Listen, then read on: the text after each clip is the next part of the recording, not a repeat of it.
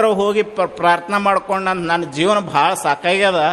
ಸಂಸಾರದೊಳಗೆ ನನಗೆ ನನ್ನ ಹೆಂಡತಿ ಮಕ್ಕಳ ಕಾಟಕ್ಕೆ ನನ್ನ ಜೀವನ ಸಾಕಾಗ್ಯದ, ಸಾಯ್ಬೇಕಂತ ಮಾಡೀನಿ, ನನಗೆ ದಾರಿ ತೋರಿಸು ಭಗವಂತ ಅಂತ ಭಗವಂತ ಹೇಳಿದ್ರತ್ತು. ಸಾವುಕಾರ ಹೇಳಿದ ಕತೆ ನಾನು ಇದನ್ನು ಮಾಡಿ ಹೇಳ್ತಾನು. ಏನು ಹೇಳಿದ ಭಗವಂತ ಅಂದ್ರೆ ಪ್ರತ್ಯಕ್ಷ ಆಗಿ ಅವ ಹೇಳಿದಂತ, ನೋಡು ನನಗಿದ್ದಷ್ಟು ಕಷ್ಟ ನಿನಗೇನಿಲ್ಲ, ನಿನಗೆ ಒಬ್ಬರು ಹ್ಯಾಂಡ್ರ ಇಬ್ಬರು ಮಕ್ಕಳು ಅಗದಿ ಆರಾಮದಿ, ನಿನಗೇನು ತೊಂದ್ರೆ ಇಲ್ಲ, ನಿನ್ನ ಮನೇದು ಅಷ್ಟ ಉಸಾಬಾರಿ ನಿನಗೆ.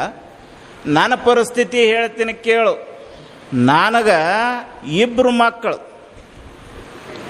ಹೆಂಡತಿ ಇಬ್ಬರು ಹ್ಯಾಂಡ್ರ, ಗಂಗೆನ ಮ್ಯಾಲೆ ಇಟ್ಕೊಂಡನು, ಪಾರ್ವತಿನ ತೊಡಿ ಮೇಲೆ ಕುಂಡಿಸ್ಕೊಂಡವನು, ನನ್ನ ಆಭರಣಗಳು ಕೊಳ್ಳಾಗ ಹಾವು. ಅವ ಪರಮೇಶ್ವರನ ವಾಹನ ಯಾವುದು? ನಂದಿ. ದೇವಿಯ ವಾಹನ ಯಾವುದು?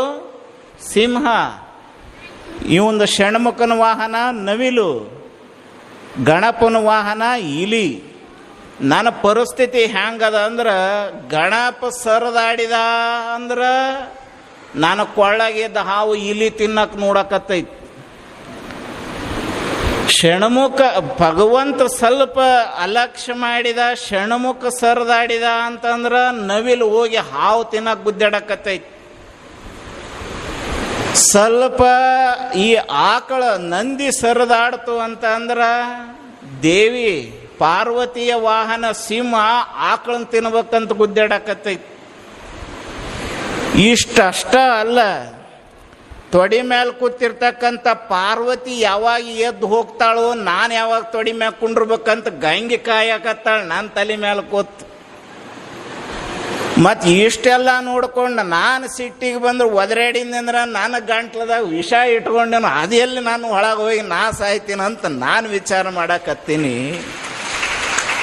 ಇಷ್ಟೆಲ್ಲ ಸಂಕಷ್ಟಗಳಿದ್ರೂ ನಾನು ಇಡೀ ಜಗತ್ತಿನ ಆಗುಹೋಗುಗಳನ್ನೆಲ್ಲ ನಾನು ನೋಡ್ಕೊಳಕತ್ತನ ಮಗ, ನಾನು ನಿನ್ನ ಮನಿದು ಏನು ದೊಡ್ಡ ಕತೆ ಹೇಳಕ್ಕೆ ಬಂದಿ ಹೋಗಂತ ಅವ ಹೇಳಿದ. ಅಂದ್ರೆ ನಮ್ಮ ಮನೆ ಸಮಸ್ಯೆನೇ ಭಾಳ ದೊಡ್ಡದಂತ ನಾವು ತಿಳ್ಕೊಂಡಿವ ಅಷ್ಟ. ನಮ್ಮ ಮನೆ ಸಮಸ್ಯೆಗಳು ಏನು ದೊಡ್ಡವಲ್ಲ, ನಮ್ಮ ಮನೆಗಳಿಗಿಂತ ಹೆಚ್ಚು ಸಮಸ್ಯೆಗಳು ಇರ್ತಾವ. ಅವನು ಯಾವನ್ನೂ ದೊಡ್ಡವನು ಮಾಡ್ಕೊಳ್ಳಾರ್ದಂಗ ಅದನ್ನು ನಾವು ಧೈರ್ಯವಾಗಿ ತೆಗೆದುಕೊಳ್ಬೇಕಾಗ್ತದೆ. ಆ ಧೈರ್ಯವಾಗಿ ತೆಗೆದುಕೊಳ್ಳುವಾಗ ಧೈರ್ಯ